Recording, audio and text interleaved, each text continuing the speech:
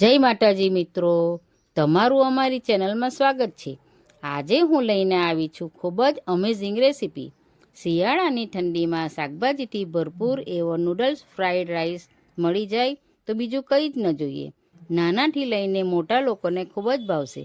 ચાલો તો બનાવવાનું શરૂ કરીએ। સૌથી પહેલાં ફ્રાઈડ રાઈસ બનાવવા માટે 200 ગ્રામ બોઇલ કરેલી બ્રોકલી લીધી છે। અડધું કેપ્સિકમ લીધું છે। અહીં અડધી વાટકી કાપેલી કોબી લીધી છે। અહીં અડધું પીળું કેપ્સિકમ લીધું છે। તમારી પાસે નહીં હોય તો તમે સ્કીપ પણ કરી શકો છો। અડધી વાટકી પર્પલ કોબી લીધી છે। તમારી પાસે નહીં હોય તો તમે સ્કીપ પણ કરી શકો છો। અહીં એક કાપેલો કાંદો લીધો છે। 2 થી 3 ચમચી બોઇલ કરેલા વટાણા લીધા છે। 8 થી 10 સાતળેલા પનીર લીધા છે। 200 ગ્રામ બોઇલ કરેલા સોયાબીન લીધા છે। 1 વાટકી બોઇલ નૂડલ્સ લીધી છે। અહીં 150 ગ્રામ બાસમતી રાઈસ લીધા છે। તમારી પાસે ના હોય તો તમે સાદા રાઈસ પણ લઈ શકો છો। ચાલો તો હવે આપણે ફ્રાઈડ રાઈસ બનાવવાનું શરૂ કરીએ। સૌથી પહેલાં આપણે રાઈસ બોઇલ કરવા માટે 2 ગ્લાસ પાણી લઈશું। થોડીક વાર આપણે પાણીને ઉકળવા દઈશું। આપણું પાણી ઉકળી ગયું છે, તેમાં આપણે 1 ચમચી મીઠું નાખીશું। આપણે બરાબર મિક્સ કરી દઈશું। હવે એમાં મેં લીલા મરચાં કાપેલા છે, 1 મરચું તે લીધું છે, 1 બાદિયા લીધા છે, 3 તજ લીધા છે અને 2 લવિંગ લીધી છે, 1 તેજ પત્તા લીધા છે, તે આપણે એમાં એડ કરીશું। એને આપણે બરાબર મિક્સ કરી લઈશું। હવે એમાં ધોયેલા બાસમતી રાઈસ એડ કરીશું।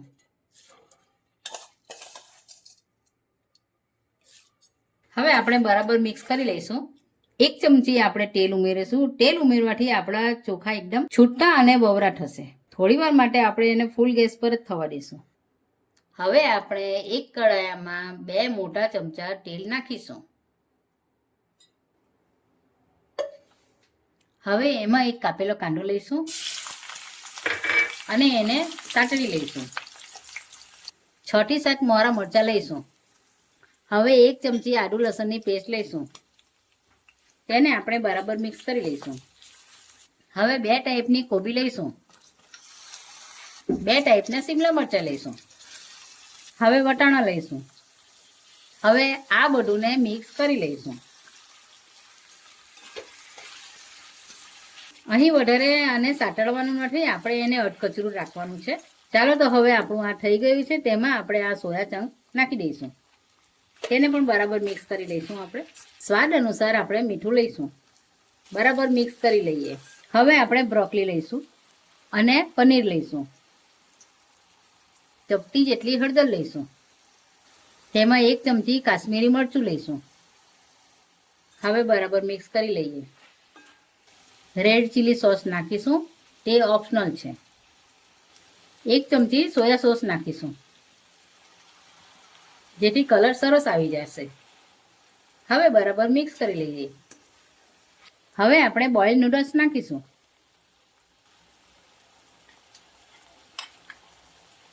અને આપણે બોઇલ રાઈસ નાખીશું। હવે આપણે બરાબર મિક્સ કરી લઈએ। ચાલો તો હવે આપણું ફ્રાઈડ રાઈસ રેડી થઈ ગયું છે। ચાલો સર્વ કરી લઈએ। તો આપણો રેસ્ટોરન્ટ જેવો નૂડલ્સ ફ્રાઈડ રાઈસ રેડી થઈ ગયો છે। નાના છોકરાઓ જો શાકભાજી ના ખાતા હોય તો તમે આ રીતે પણ બનાવીને આપી શકો છો અને વારંવાર બનાવવા માટે કહેશે તો આ રેસીપી તમે ઘરે જરૂરથી બનાવો। આવી જ અવનવી રેસીપી જોવા માટે અમારી ચેનલને સબસ્ક્રાઈબ કરો અને બાજુમાં બેલ આઇકન દબાવવાનું ભૂલતા નહીં।